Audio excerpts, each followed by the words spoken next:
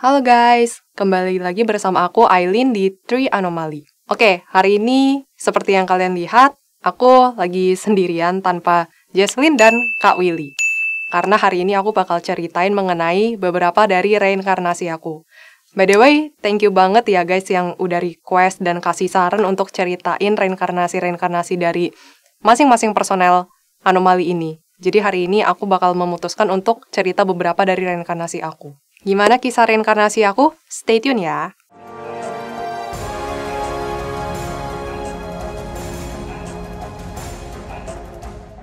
Sebenarnya reinkarnasi aku itu banyak banget, ada belasan.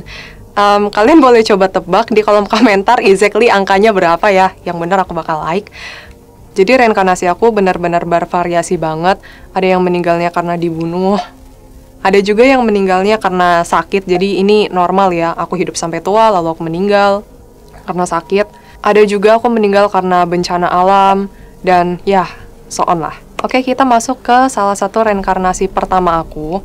Jadi sebenarnya ini bukan reinkarnasi pertama aku banget, itu aku nggak tahu reinkarnasi keberapa. Mungkin yang di tengah-tengah kali ya, 8, 9, I don't know. Jadi dulu aku itu hidup di salah satu era di China. Jadi kalau kalian pernah nonton film Hotel de Luna, aku pernah hidup di salah satu zaman yang mirip-mirip itu, tapi di China, bukan di Korea. Baju-bajunya mirip, yang pakaiannya beginilah. Terus ada sabuknya. Terus juga di situ aku tempat tinggalnya kayak agak pasir-pasir gitu sih. Aku nggak ngerti kenapa di situ banyak pasirnya ya. Tapi di situ juga ada pohon. Aku inget banget ketika saat itu aku tinggal bersama dengan kedua orang tua aku dan aku punya seorang kakak laki-laki. Di situ tuh aku inget banget. Dan aku sebenarnya cukup suka di era itu karena kita benar-benar punya kebersamaan dan kita itu benar-benar rukun banget sesama tetangga. Jadi kita saling sharing gitu loh dengan sesama tetangga. Misalnya ada tetangga yang susah, kita saling membantu. Terus ada tetangga yang butuh bantuan atau kita tuh suka saling sharing. Kayak kasih makanan lah, minuman, dan lain sebagainya. Dan uniknya nggak tahu kenapa di zaman itu kita nggak terlalu banyak minum air, tapi lebih banyak minum alkohol. Jadi kayak wine putih gitu. I'm not sure itu alkohol wine putih atau apa. Pokoknya dia alkohol yang benar-benar kalau diminum kebanyakan bisa mabuk lah. Intinya begitu. Karena cuaca di situ agak dingin sih yang aku lihat. Memang sepertinya agak di dataran tinggi atau enggak kayak dekat-dekat apa ya, dekat-dekat laut gitu sih. I'm not sure karena agak blur ya di vision. Terus ketika aku menerawang di vision itu, aku cukup tersentuh dengan kakak aku sendiri. Aku punya seorang kakak laki-laki yang sebenarnya tuh deep down dia sayang banget sama aku. Dari kecil dia take care of me banget. Waktu itu aku sempat lihat salah satu vision. Aku ketika kecil itu bandel banget. Dan aku suka banget manjat pohon. Itu sekitar mungkin kalau dilihat, aku kurang lebih umur 4-5 tahun ya. Tiba-tiba aku terjatuh dari pohon itu. Luka di sini dan aku nggak bisa jalan, kakinya keseleo gitu. Terus kakak aku yang umurnya nggak beda jauh dari aku, mungkin sekitar umur 7 tahun atau 8 tahun, dia datang ke arah aku. Dia tahu ketika aku jatuh, lalu dia tenangin, aduh kamu kenapa? Kamu jatuh ya? Sakit gak? Udah nggak apa-apa, jangan nangis. Saat itu aku benar-benar nangis, nangis-nangisnya karena sakitnya minta ampun guys. Terus kakak aku tiba-tiba datang ke hadapan aku, terus kayak posisinya begini, udah kakak gendong aja, sini kamu naik aja, kamu nggak bisa jalan kan, kakak mau gendong kamu sambil pulang, nggak apa-apa. Terus dia beneran gendong aku dari perjalanan tempat pohon itu sampai ke rumah, yang sebenarnya jaraknya nggak deket sih guys. Tapi aku benar-benar tersentuh banget ketika melihat itu. Ternyata dulu aku mempunyai seorang kakak yang benar-benar baik. Lalu juga pernah ketika kita sudah beranjak dewasa, aku tuh suka banget minum wine itu. Nggak tahu kenapa, karena khas daerah aku itu ya. Kakakku itu tahu aku suka minum wine, terus dia suka kadang-kadang tuh nyelinap ke tempat penyimpanan wine, terus dia ngambil salah satu wine yang terbaik menurut dia, terus dia kasihnya ke aku. Jadi dia selalu memberikan apapun itu yang terbaik dan terenak tuh ke aku. Terus pernah juga ketika aku minum wine, aku mabuk. Jadi waktu itu kayak lagi ada perayaan, pesta atau apa ya, perjamuan makan malam, I don't know. Pokoknya kita ngumpul satu desa Terus kayak mejanya panjang banget gitu, dan kita makan-makan, minum-minum, beneran minum wine-nya itu bener-bener sampai kita tuh mabok-mabokan. Terus aku FYI suka mabok sih di saat itu karena aku suka banget minum wine dan kadang tidak melihat batas ya. Aku suka kebablasan. Nah, balik lagi ke cerita yang ketika kita lagi makan perjamuan itu, aku bener-bener mabuk parah banget, udah sampai ketiduran di meja makan itu. Akhirnya kakak aku yang bawa aku pulang, gendong aku, terus dia taruh aku di tempat tidur, abis itu dia selimutin aku. Jadi benar-benar memorinya baik banget. Sebenarnya kalau bisa dibilang kakak aku yang lebih baik ke aku sih ketimbang aku yang baik ke dia. Aku lebih sibuk ngurusin urusan aku sebenarnya. Suatu saat terjadilah satu tragedi. Ini yang benar-benar membuatku sangat amat terpukul. Waktu itu aku lagi pergi keluar ketika malam hari. Lalu aku ngeliat desa aku kebakaran. Aku nggak tahu sebab apinya karena apa. Aku shock dan panik banget. Aku langsung lari ke arah desa tempat aku tinggal itu. Terus aku ngelihat rumah aku kebakar. Bener-bener kebakar, udah kelahap api yang gede banget, dan orang-orang sekitar di desa itu bener-bener panik ngambilin air dan teriak minta tolong. Bener-bener situasinya udah chaos. Aku langsung panik. Dan aku kepikiran, aduh, orang tua aku gimana? Kakakku gimana? Terus aku langsung mau nerjang masuk ke arah rumah aku yang udah benar-benar kebakaran yang parah itu. Tiba-tiba aku dihalangin sama 2 orang tetangga aku, nahan aku nggak boleh masuk. Aku teriak-teriak. Aku benar-benar teriak sekencang-kencangnya, dan aku merasa aku benar-benar nggak berdaya dan aku nggak bisa nolong mereka. Akhirnya setelah api padam, jasad kedua orang tuaku dan kakak laki-lakiku ditemukan. Sebenarnya aku nggak tahu sih siapa yang nemuin dulu, tapi saat itu kan situasinya nggak cuma satu rumah yang kebakaran, tapi banyak rumah yang kebakaran. Jadi sebenarnya memang kejadian itu memakan banyak korban. Lalu memang ada beberapa laki-laki dari desa kami yang masih hidup, itu kayak mencari mayat-mayat yang tertumpuk oleh bangunan-bangunan itu loh. Kan bangunannya kayu kan. Kita coba cari tumpuk ataupun mencari apa yang masih bisa diselamatkan. Terus ya udah dijajarin beberapa mayat-mayat, dan aku ngeliat di situ mayat orang tuaku dan kakak laki-lakiku. Well, itu nggak mudah ya menurut aku perjalanan hidupnya. Sebelumnya aku memiliki keluarga yang bahagia. Aku nggak kekurangan satu apapun, tapi di saat itu keluargaku direnggut begitu aja. Dan itu kejadiannya ketika aku masih muda, jadi sekitar umur 20-an. Aku belum begitu dewasa. Saat itu aku benar-benar sangat amat terpukul dan benar-benar nangis-nangisnya. Bahkan aku merusak badan aku sendiri. Aku ya masih ada sisa wine kan. Aku mabuk-mabukan, aku nggak sadarkan diri. Tapi setelah aku tenangkan diri, aku melihat kejadian ini nggak menimpa aku seorang. Orang-orang yang ada di desa itu juga mengalami hal yang sama dengan aku. Harusnya aku nggak boleh terpuruk seperti ini, dan aku harus bangkit.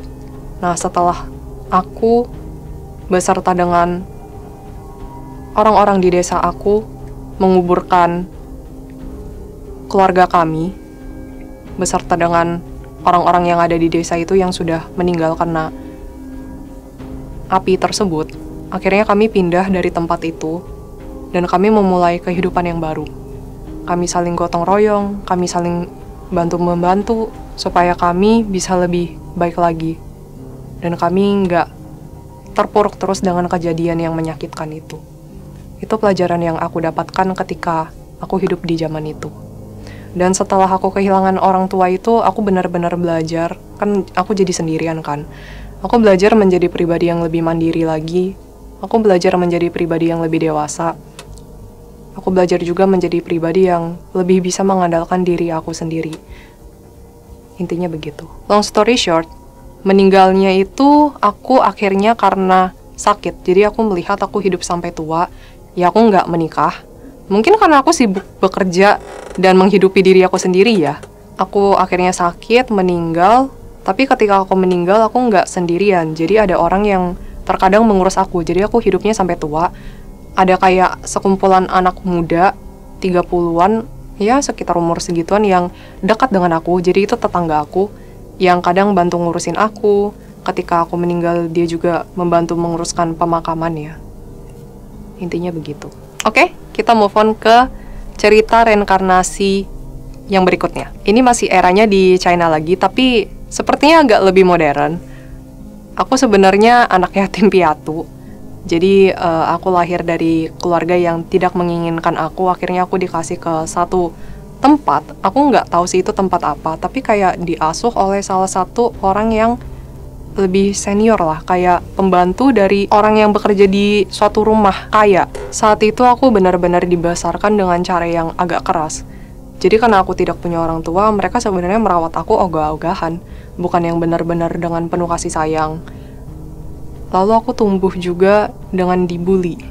Karena aku tidak punya orang tua, itu benar-benar merupakan suatu aib untuk aku. Jadi waktu itu aku ingat, aku sedang duduk di rumah orang kaya itu. Sebenarnya aku nggak diasuh oleh orang kaya itu, tapi aku diasuh sama salah satu pembantunya.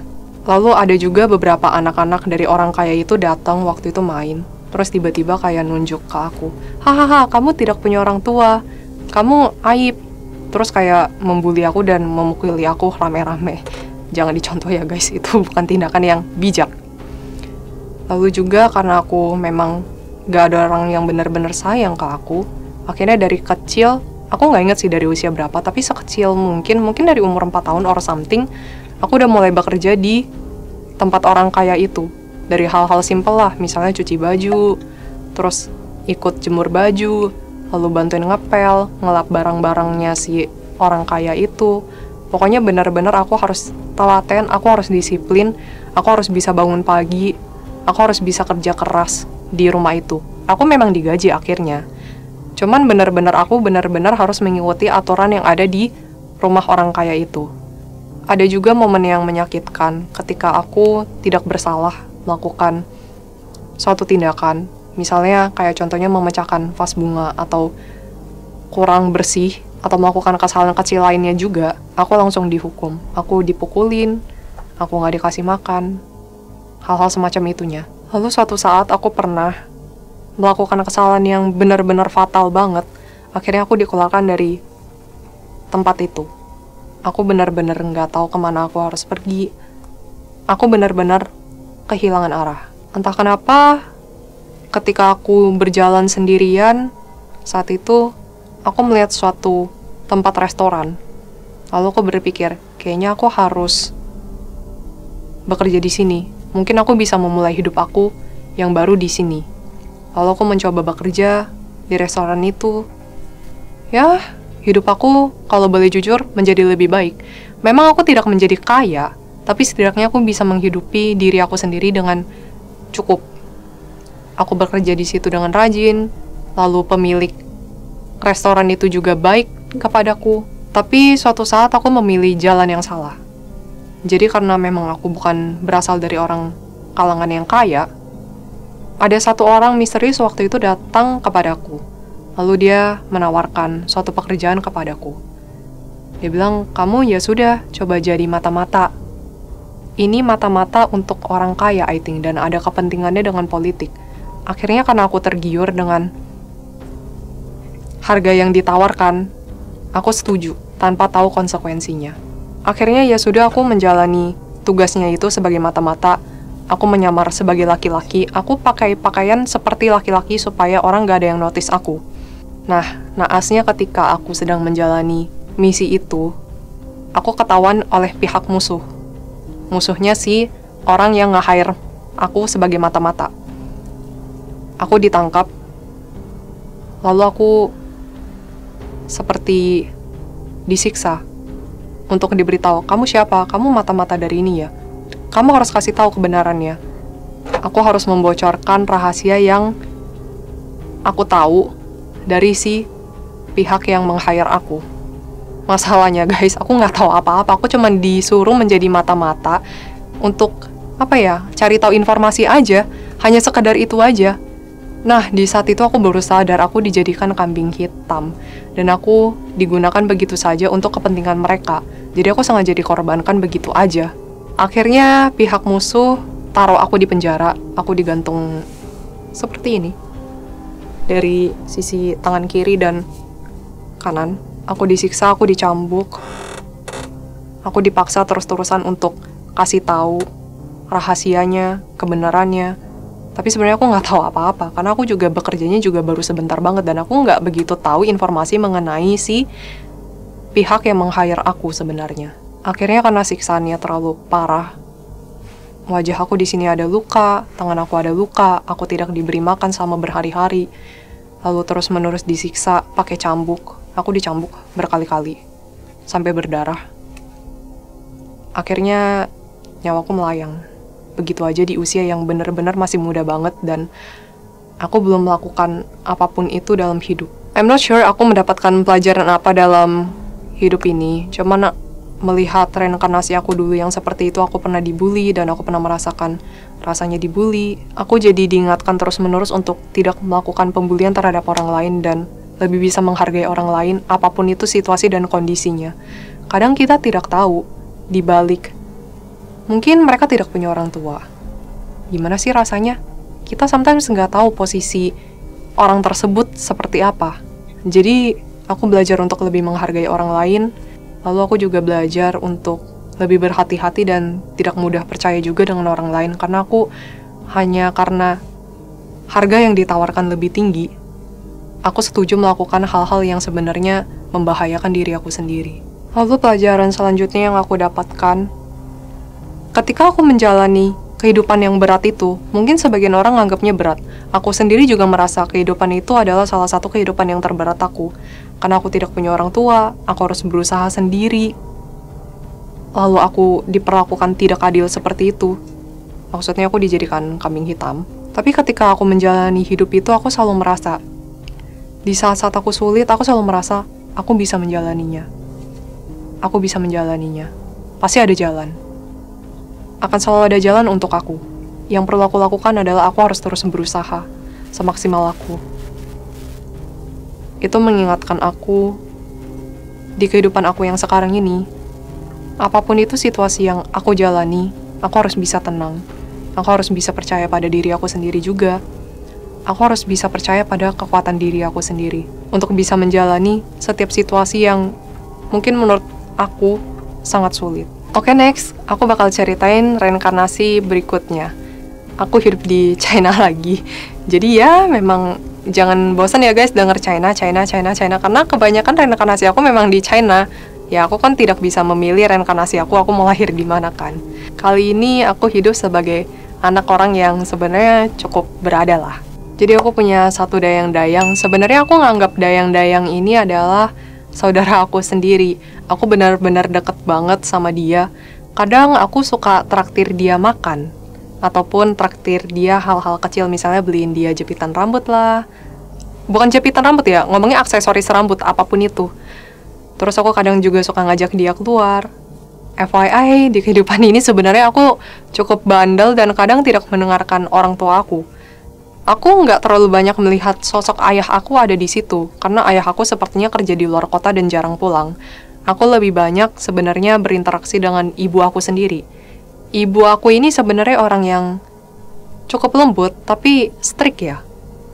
Aku itu kan karena sebagai anak orang yang cukup berada, aku harus bisa belajar. Dan sebenarnya aku sangat amat benci belajar, dan itu kebawa sampai reinkarnasi aku yang sekarang. Setiap kali disuruh belajar, aku pasti ogah-ogahan. Aku sampai pernah suatu waktu ketika disuruh belajar, aku mau ngebuang buku itu ke belakang dan aku, ya udah biarin.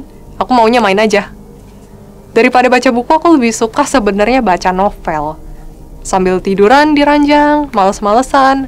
Dan karena akibat aku yang males-malesan dan cuman maunya main doang, aku sebenarnya sering banget dihukum sama ibu aku sendiri. Aku suka dipukulin.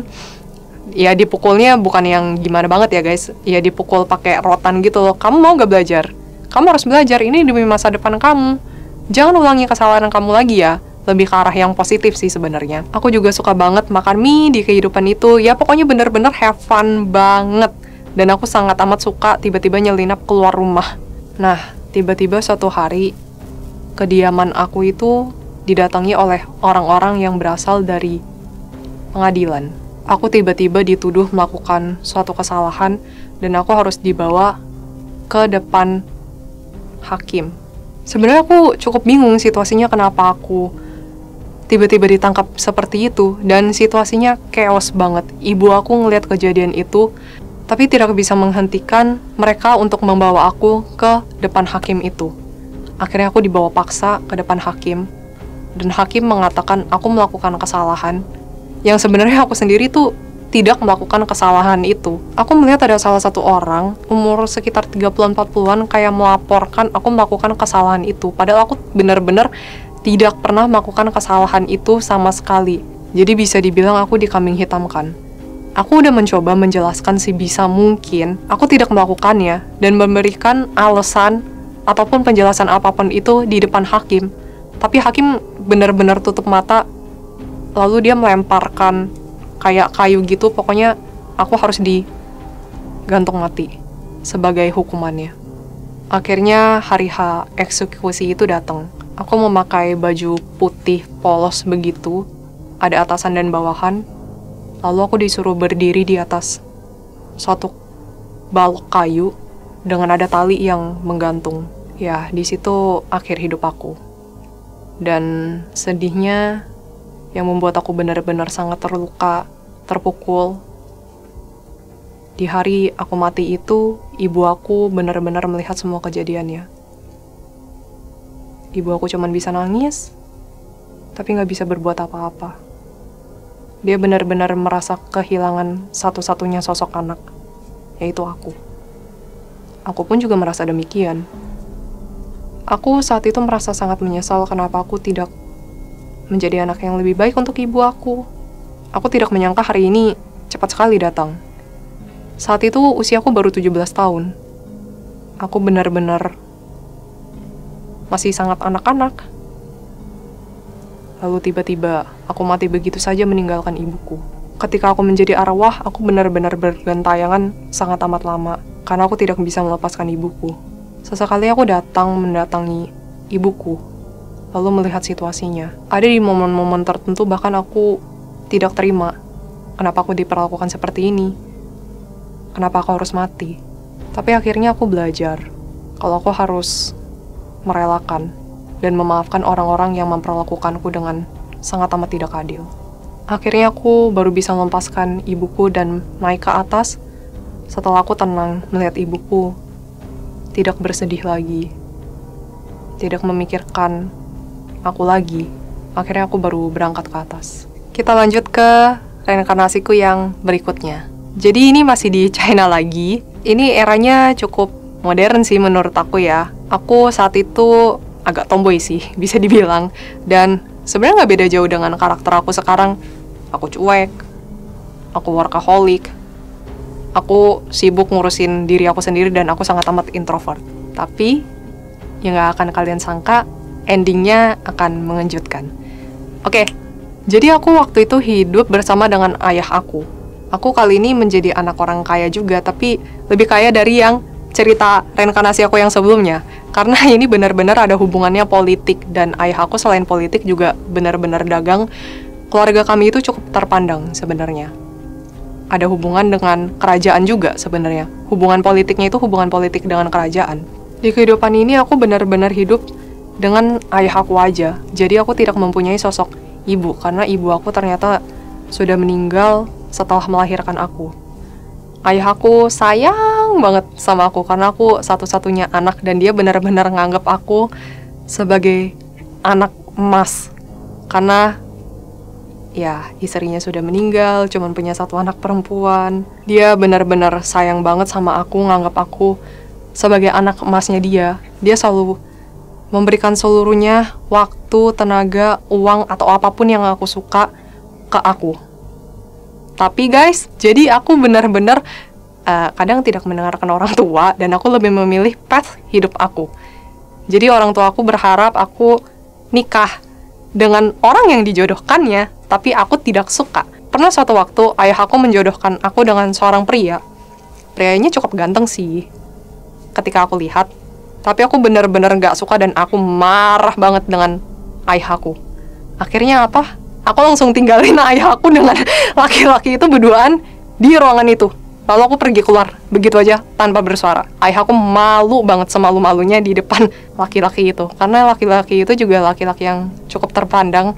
Dan kesannya aku sangat tidak sopan. Aku tidak menjadi representatif yang baik untuk ayah aku. Sampai ayah aku bilang, muka ayah tuh mau ditaruh di mana? Kenapa kamu begitu sih? Harusnya kamu diem aja di ruangan, kamu jangan keluar dong. Ya, lalu pernah juga ayah aku panik karena aku memegang senjata. Jadi sebenarnya pisau pendek gitu, sama ada yang pisau panjang.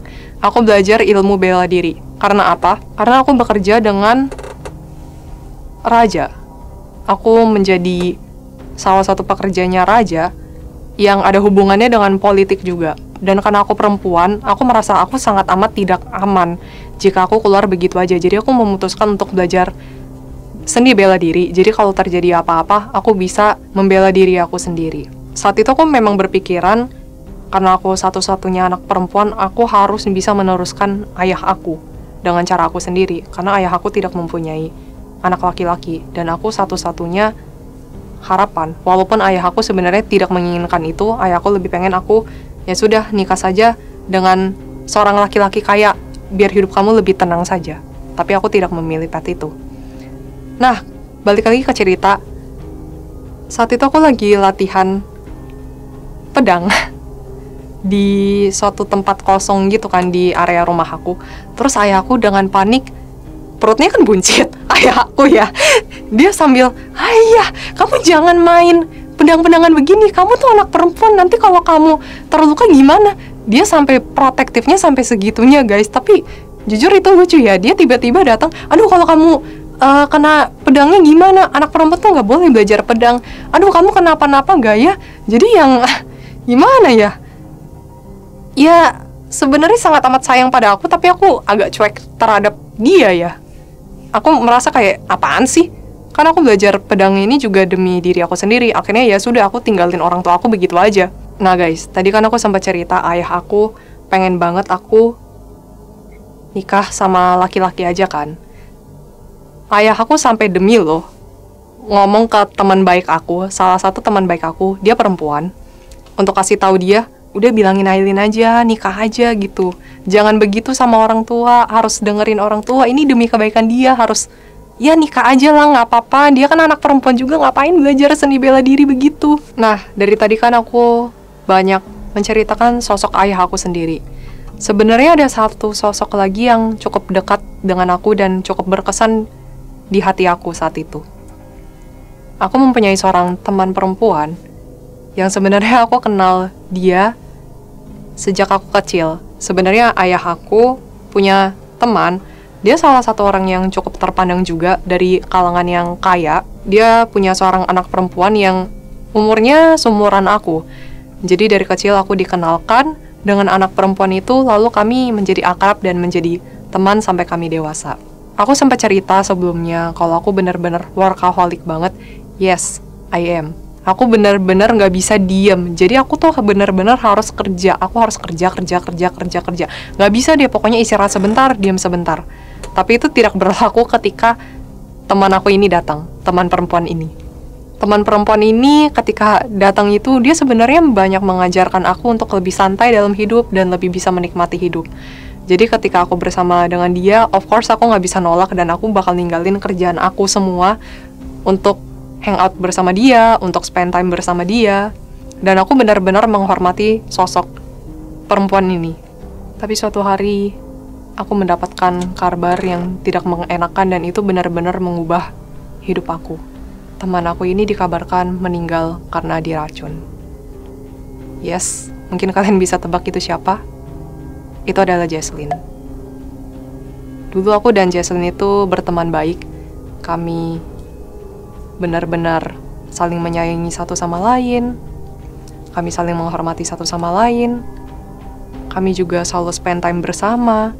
Dan kami sangat amat banyak sharing maupun cerita mengenai kehidupan kami satu sama lain. Ketika aku mendapatkan kabar dia meninggal, aku benar-benar sangat amat berduka. Aku datang ke pemakamannya, aku memberikan penghormatan terakhir kepadanya. Tapi semenjak itu aku benar-benar kehilangan sosok seorang teman, satu-satunya yang berarti dalam hidup aku. Long story short, akhirnya aku meninggal karena dibunuh. Setelah beberapa tahun, Jesslyn meninggal. Ya, itu ada hubungan dengan isu politik, karena aku kan bekerja di bidang politik juga. Aku tiba-tiba ditusuk dari belakang, memakai pedang, oleh sekumpulan orang yang menggunakan penutup kain di wajahnya dan memakai pakaian serba hitam. Saat itu aku nggak syok sih ketika aku mati, karena aku tahu hari ini pasti akan datang. Tapi yang membuatku sedih dan belum bisa rela aku mati, karena aku meninggalkan ayah aku. Aku meninggalkan ayah aku seorang diri di masa-masa dia tua. Oke, kita sampai ke cerita reinkarnasi aku yang terakhir. Ini adalah salah satu reinkarnasi aku yang paling unik menurut aku, dan sekaligus yang tertua, karena mengambil latar waktu 10-11 ribu tahun yang lalu. Yes, aku hidup di era 10-11 ribu tahun yang lalu. Itu adalah reinkarnasi pertama aku. Aku menjadi seorang pertapa saat itu. Aku seorang perempuan, tapi aku juga seorang pertapa. Dan aku sangat amat senang hidup di gunung. Jadi, di zaman itu bahkan belum ada uang. Zaman itu sebenarnya sistem perdagangan agak tidak biasa ya, karena masih ada sistem barter. Kalaupun ada uang, dia kayak uang koin yang kecil-kecil, sebenarnya bukan uang sih jatuhnya, kayak lempengan logam kecil yang itu bisa ditukarkan. Tapi mereka juga masih bisa menerima barter. Lalu zaman itu juga belum ada yang namanya sistem pemerintahan sih. Kalau tempat aku tinggal, kalau di daerah tempat aku tinggal, itu masih sistemnya kayak satu kelompok kecil yang tinggal bersama, Jadi kayak misalnya aku dulu latar belakangnya tinggal di sebuah hutan yang kurang lebih rumahnya itu paling isinya 3-5 orang penduduk, hanya sekitar segitu saja, dan kami benar-benar hidup bersama dan melakukan pekerjaan itu bersama. Saat itu, sebelum aku menjadi seorang pertapa, aku membantu orang tua aku untuk mengumpulkan kayu, dan kerjaannya benar-benar masih bersama dengan alam ya. Maksudnya dengan alam apa? Jadi orang tua aku itu bukan bekerja, tapi memenuhi hidup itu dengan menanam tumbuhan, bercocok tanam. Jadi dari situ, sehari-hari kami disibukkan oleh bercocok tanam, lalu mengumpulkan kayu. Pokoknya hal seperti itu. Akhirnya suatu hari aku izin ke orang tua aku untuk aku memilih path aku sendiri. Karena aku mendapatkan intuisi dan tergerak hatinya untuk aku bertapa. Akhirnya aku bertapa di suatu gunung. Ya, ini agak aneh ya guys. Aku tiap hari naik turun gunung untuk ngambil air. Lalu juga naik turun gunung tiap hari untuk mengambil biji-bijian atau tumbuhan yang bisa aku makan dan aku konsumsi. Lalu aku barter di suatu tempat kayak pasar tradisional. Pasarnya agak beda dengan zaman sekarang sih. Mereka nggak duduk di kursi ya, mereka duduk di tanah, lalu taruh barang-barangnya di situ, dan aku bisa negosiasi barang ini aku mau beli, tapi barternya dengan apa, karena saat itu aku tidak mempunyai uang.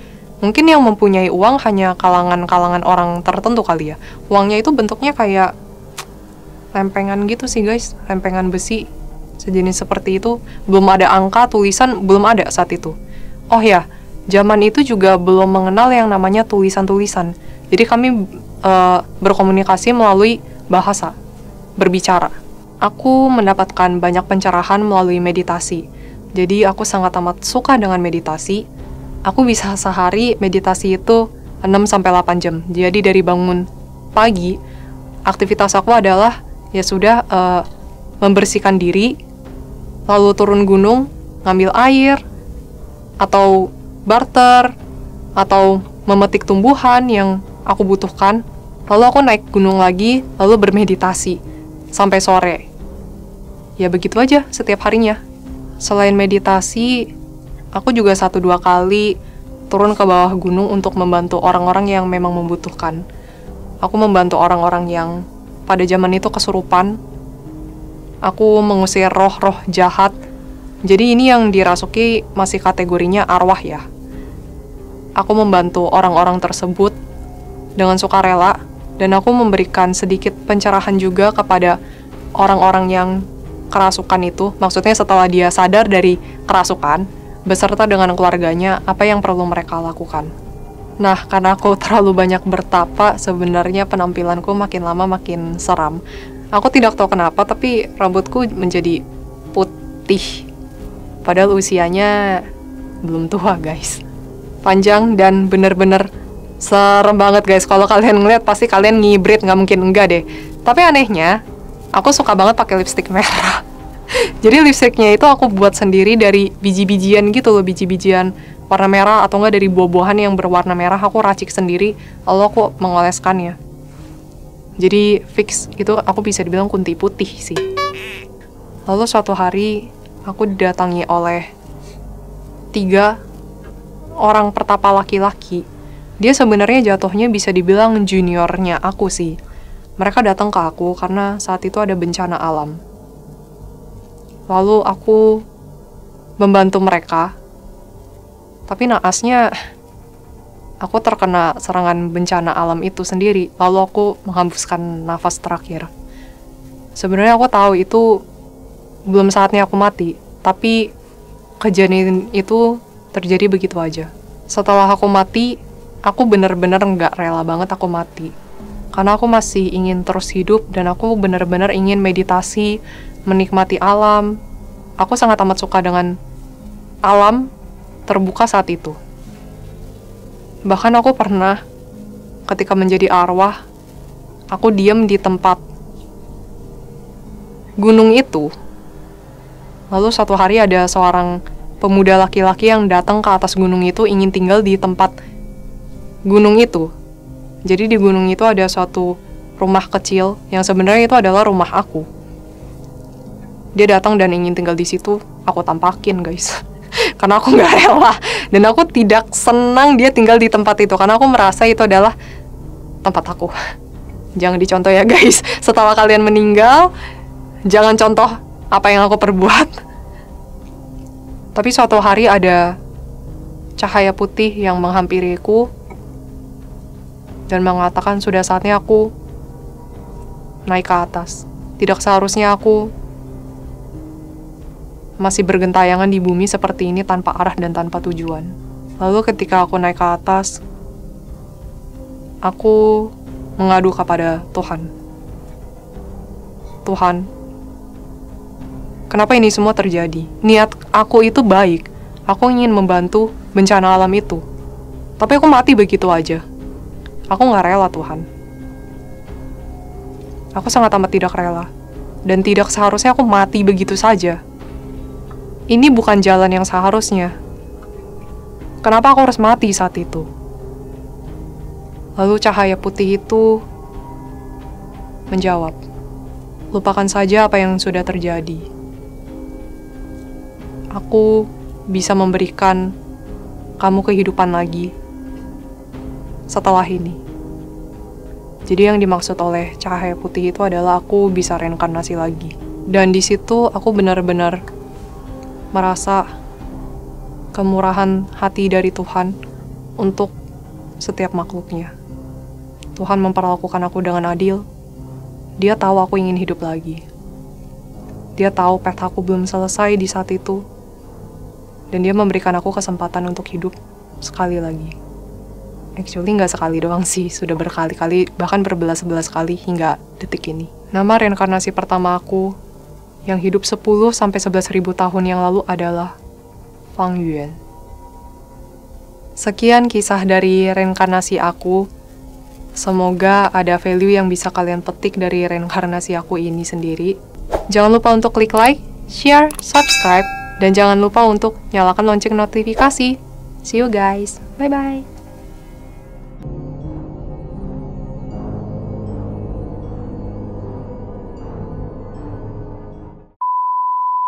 Gimana kisahnya? Stay tune. Kok aku bye-bye? Ah. Ntar tunggu kue putunya. Tunggu tukang jualan ini lewat. Bunyi loncengnya kenceng banget. Tuh. Oke. Itu jualan apa ya? Coba-coba lihat-lihat. Itu bakso atau putu sih ya? Di saat itu aku benar-benar latihan martial arts. Martial arts. Ah, susah lah. Ilmu bela diri gitu aja. Oke.